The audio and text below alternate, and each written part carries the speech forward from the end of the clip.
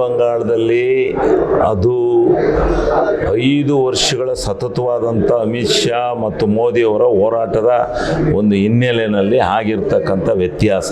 ತಮಿಳುನಾಡಲ್ಲಿ MGRಗೆ ಹಾಕಿದ್ರು, ಜಯಲಲಿತ್ಗೆ ಹಾಕಿದ್ರು, ಈಗ ವಿಜಯ್ಗೆ ಹಾಕ್ಯಾರೆ. ಅದು ಒಂದು ಅಲ್ಲಿ ಜನರ ಭಾವನೆ. ಅದು ರಾಜ್ಕುಮಾರ್ ನಿಂತಿದ್ರು ಆಗೋದೇನೋ, ಈಗ ಹೆಂಗಾಗುತ್ತೋ ಗೊತ್ತಿಲ್ಲ. ಆಗ ರಾಜ್ಕುಮಾರ್ಗೆ ಅವೇವಿತ್ತು, ರಾಜ್ಕುಮಾರ್ ನಾನು ಬರಲ್ಲ ಅಂದರು. ಈ ಥರ ನಾವು ಆಕಾಂಕ್ಷಿಗಳಿದ್ದೀವಿ, ಇಲ್ಲ ಅಂತ ಇಲ್ಲ. ಹೈಕಮಾಂಡ್ ತೀರ್ಮಾನ ಮಾಡ್ತಾರೆ ಅಂತ ಕಾಣುತ್ತೆ.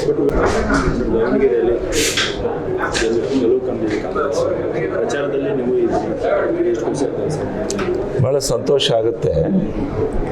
ನಾವು ಎಕ್ಸ್ಪೆಕ್ಟೆಡ್ ಅಷ್ಟು ಲೀಡು ಬರದೇ ಇದ್ರೂ ಅದಕ್ಕೆ ಕಾರಣಗಳಿದ್ದಾವೆ. ಕಾರಣಗಳು ಬೇರೆ ಬೇರೆ ಇರ್ಬೋದು. ಬಟ್ ಆ ಹೋರಾಟದಲ್ಲಿ ಕೂಡ ನಾವು ಗೆದ್ದಿರ್ತಕ್ಕಂಥದ್ದು ನಿಜವಾಗ್ಲೂ ಒಳ್ಳೆಯ ಸಂಗತಿ.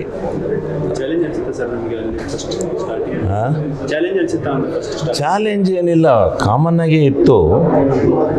ಸ್ವಲ್ಪ ಸೀಟ್ನ ವ್ಯತ್ಯಾಸದಲ್ಲಾದಂಥ ಇದರಲ್ಲಿ ಸ್ವಲ್ಪ ಒಂದು ವರ್ಗ ಸ್ವಲ್ಪ STP ಕಡೆ ಸ್ವಲ್ಪ ಓಟ್ ಹಾಕಿದ್ದಾರೆ ಅಷ್ಟೇ.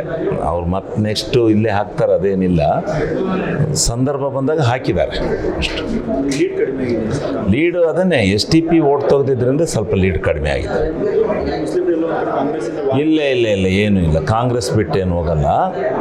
ಅವ್ರಿಗೂ ನಾವು ಭಾಳ ಜನ ಇದ್ದೋ, ನಮಗೆ ಕೊಡಬೇಕಾಯ್ತು ಸೀಟನ್ನು ಒಂದು ಎಂಥ್ಯೂಸಿಯಾಸಮಲ್ಲಿ ಒಂದು ಸ್ಪಿರಿಟಲ್ಲಿ ಮಾಡಿದ್ದಾರೆ. ಏನಾಗಲ್ಲ, ಮುಂದೆಲ್ಲ ಸರಿ ಹೋಗುತ್ತೆ. ಎಲ್ಲ ಸಾಧ್ಯ ಇಲ್ಲರಿ. ಕರ್ನಾಟಕದಲ್ಲಿ ಸಾಧ್ಯ ಇಲ್ಲ. ಯಾವ ಕಾರಣದಿಂದಲೂ BJP ಅಧಿಕಾರಕ್ಕೆ ಬರಲ್ಲ ಕರ್ನಾಟಕ. ಪಶ್ಚಿಮ ಬಂಗಾಳದಲ್ಲಿ ಅದು 5 ವರ್ಷಗಳ ಸತತವಾದಂಥ ಅಮಿತ್ ಶಾ ಮತ್ತು ಮೋದಿಯವರ ಹೋರಾಟದ ಒಂದು ಹಿನ್ನೆಲೆಯಲ್ಲಿ ಆಗಿರ್ತಕ್ಕಂಥ ವ್ಯತ್ಯಾಸ. ಇನ್ನು ತಮಿಳುನಾಡಲ್ಲಿ MGRಗೆ ಹಾಕಿದ್ರು, ಜಯಲಲಿತ್ಗೆ ಹಾಕಿದ್ರು, ಈಗ ವಿಜಯ್ಗೆ ಹಾಕ್ಯಾರೆ. ಅದು ಒಂದು ಅಲ್ಲಿ ಜನರ ಭಾವನೆ. ಅದು ಫಿಲಮ್ ಸ್ಟಾರ್ಸ್ಗೆ ಹಾಕೋದು, ಆಂಧ್ರದಲ್ಲೂ ಫಿಲಮ್ ಸ್ಟಾರ್ಸ್ಗೆ ಹಾಕೋದು ಒಂದು ಭಾವನೆ. ನಮ್ಮ ಕರ್ನಾಟಕದಲ್ಲಿ ಯಾರಿಗೂ ಫಿಲಮ್ ಆರ್ಟಿಸ್ಟ್ ನಿಂತಲಿಲ್ಲ, ಹಾಕ್ಲಿಲ್ಲ ಓಟ್ ಅಷ್ಟೇ. ರಾಜ್ಕುಮಾರ್ ನಿಂತಿದ್ರು ಆಗೋದೇನೋ, ಈಗ ಹೆಂಗಾಗುತ್ತೋ ಗೊತ್ತಿಲ್ಲ. ಆಗ ರಾಜ್ಕುಮಾರ್ಗೆ ಅವೇವಿತ್ತು, ರಾಜ್ಕುಮಾರ್ ನಾನು ಬರಲ್ಲ ಅಂದರು. ಈ ಥರ ಈಗಿಲ್ಲ. ಅಲ್ಲಿ ಕರ್ನಾಟಕದ ವೇನೇ ಬೇರೆ ಇದೆ ಬಿಡಿ. ಕರ್ನಾಟಕದಲ್ಲಿ ಭಾಳ ಕಾಂಗ್ರೆಸ್ ಪ್ರಬಲವಾಗಿದೆ. ಬಂಗಾಳದಲ್ಲಿ ಒಬ್ಬ ಮಹಿಳೆಯನ್ನು ಸೋಲಿಸಲು ಇಷ್ಟೆಲ್ಲ ಕೇಂದ್ರ ಸರ್ಕಾರ, ಒಬ್ಬ ಮಹಿಳೆ ಅಷ್ಟೊಂದು 15 ವರ್ಷಗಳ ಸತತ ಆಡಳಿತನ ತೆಗಿಬೇಕು ಅಂತೇಳಿ ಇಲ್ಲ ಸಲ್ಲದ 5 ವರ್ಷಗಳ ಕಾಲ ಕೇಂದ್ರ ಸರ್ಕಾರದಿಂದ ಅಲ್ಲಿ ಫಂಡ್ ಹಾಕೋದು, ಇದು ಮಾಡೋದು. ಆಮೇಲೆ SIR ಮಾಡಿದರು, ವೋಟರ್ಸ್ನೆಲ್ಲ ಡಿಲೀಟ್ ಮಾಡಿದರು. 94 ಲಕ್ಷ ವೋಟರ್ಸ್ನ ಎಲ್ಲ ಮಾಡಿ ಕಿರುಕುಳ ಮಾಡಿದ್ದಾರೆ.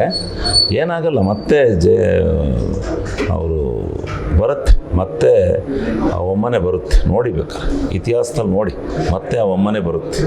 ರಾಜ್ಯದ ವಿಚಾರದಲ್ಲಿ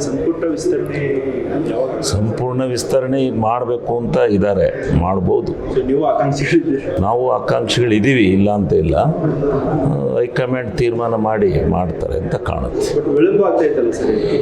ಇದೇ ಒಂದಕ್ಕೊಂದು ಬರ್ತಾ ಇದೆ. ಈಗ ಚುನಾವಣೆ ಬಂತು, ಅದು ಬಂತು, ಇದು ಬಂತು, ಹಿಂಗೆ ಹೋಗ್ತಾ ಇದೆ. ಈಗ ಬರ್ಬೋದು ಅಂತ ಎಕ್ಸ್ಪೆಕ್ಟ್ ಮಾಡಿದ್ದೀವಿ.